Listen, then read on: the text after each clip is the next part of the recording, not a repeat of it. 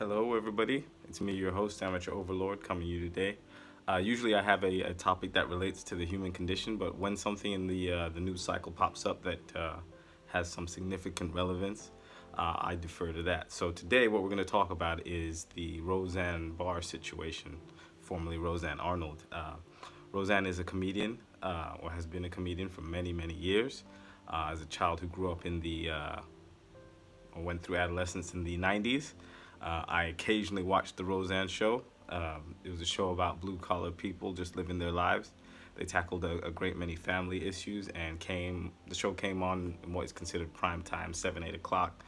And occasionally, my family, we did watch the show. Now, some of the jokes that she had like throughout the show, as a comedian, her comedic time is pretty good.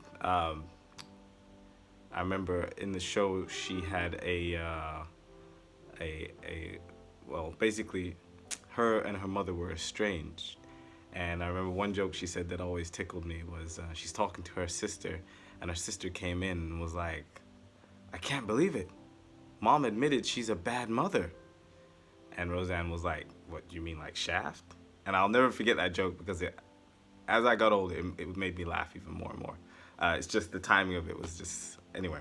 I dabble in comedy, and the timing of that joke and what it means, and like how many extra meanings it has, it's just hilarious.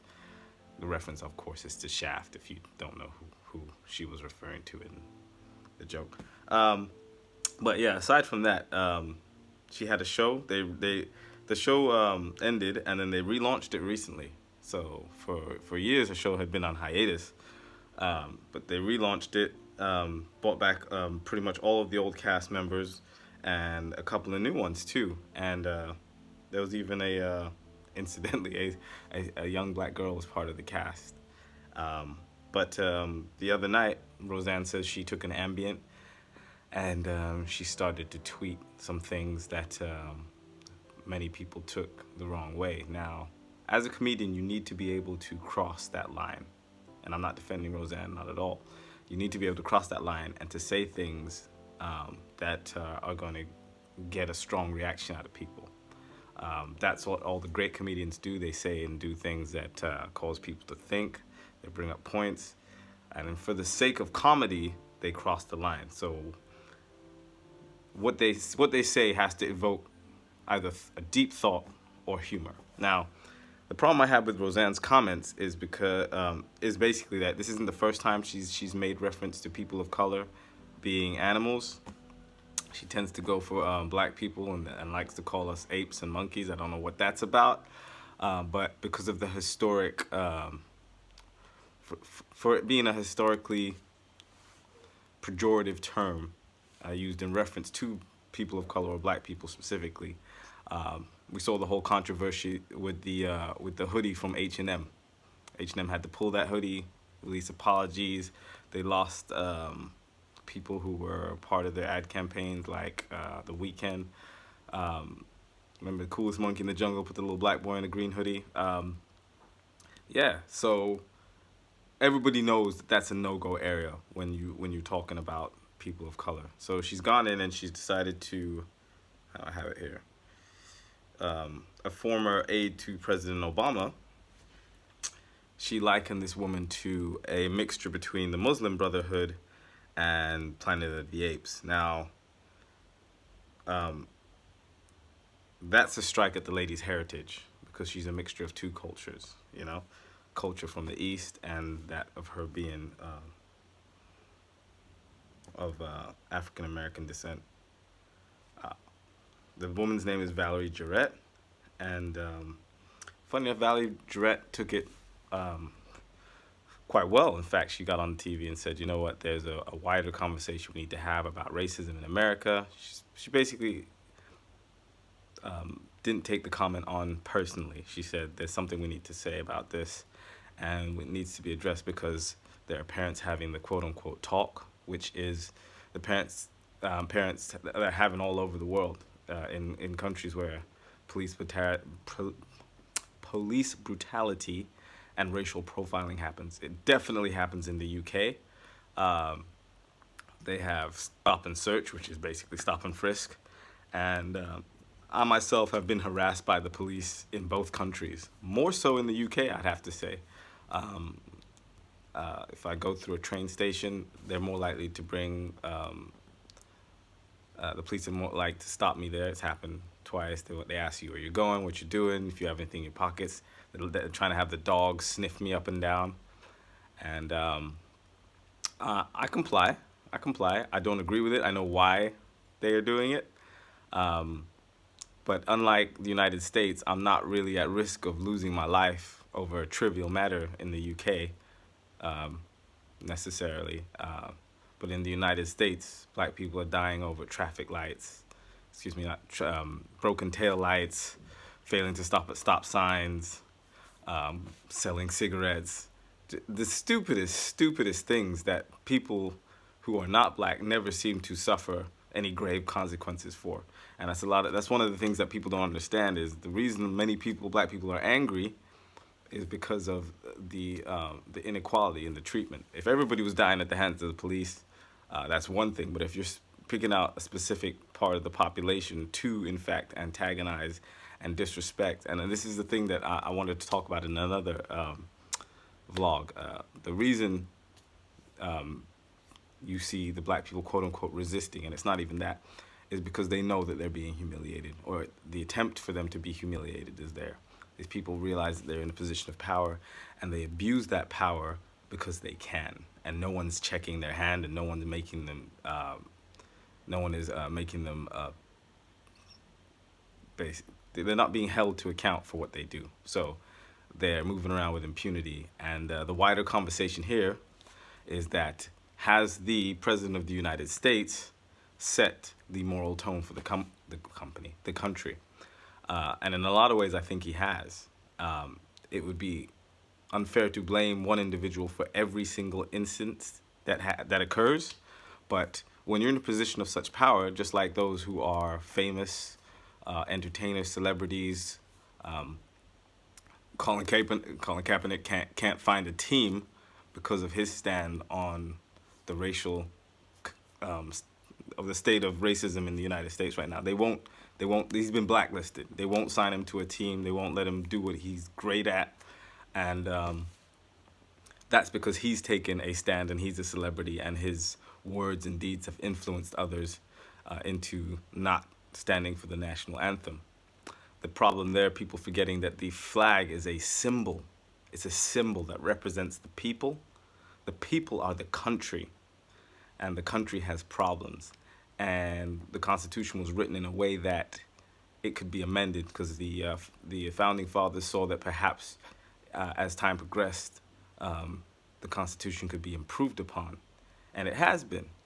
And his stand is to basically say, well, since it needs to be improved upon, someone needs to stand up and say, here's the part that needs to be addressed, and can we all talk about it? And he's in a position or has a platform to do that, and he's done that, and I respect him highly for doing that. Roseanne, a dear friend of President Trump, like they talk on the phone, friends.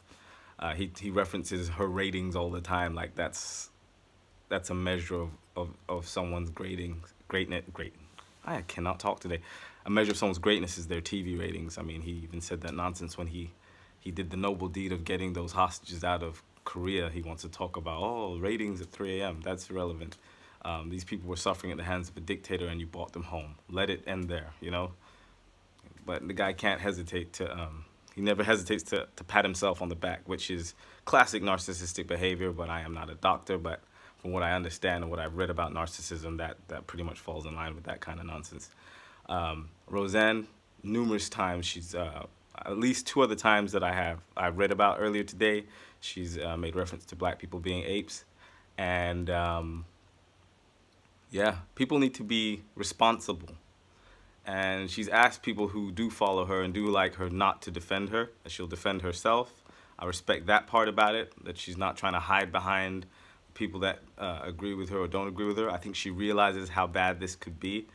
And she references the fact that a lot of the people that worked on her show, writers and other comedians, how they've all lost their jobs now as a result. This is going over 10 minutes.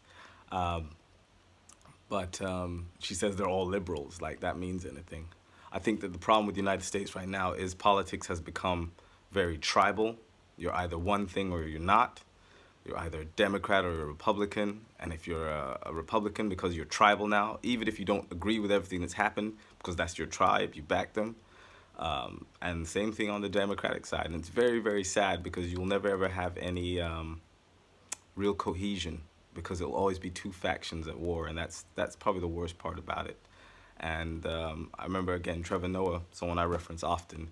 He says the problem with the United States that in comparison to South Africa is South Africa had a truth and reconciliation about what happened during slavery. So they got to address the fact that slavery occurred, um, and then what was done. Well, not necessarily slavery, but apartheid, which is a systematic way of separating black and white people at every level of society. And because they were able to address that and talk about how that was done and why that was wrong and apologies were given, that the people were in some way able to heal. Like sometimes when you get an apology, it can help the healing process, whereas the United States never had that. Civil rights happened, black people were given their rights, no apologies were ever given. And so the United States is in many ways still at the place they were post civil rights.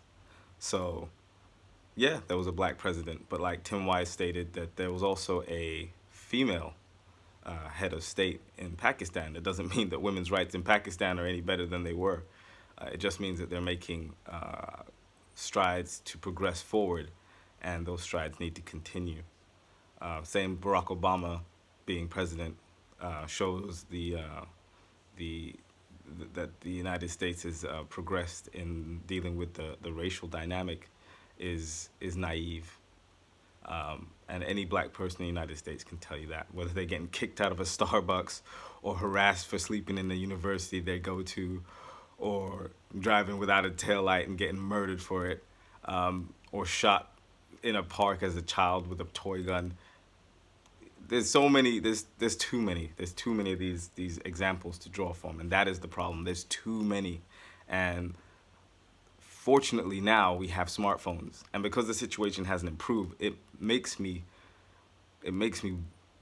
wonder what things were going on before you could record them and capture them. That's what you should really worry about. Like, how bad was it even before it was this bad? So if things are improving. So that's today's topic. I want to open up to everyone who wants to speak about it. I'm not Trump bashing. I think that Trump is a symptom of the United States. I think it's unfair to blame him. He didn't elect himself.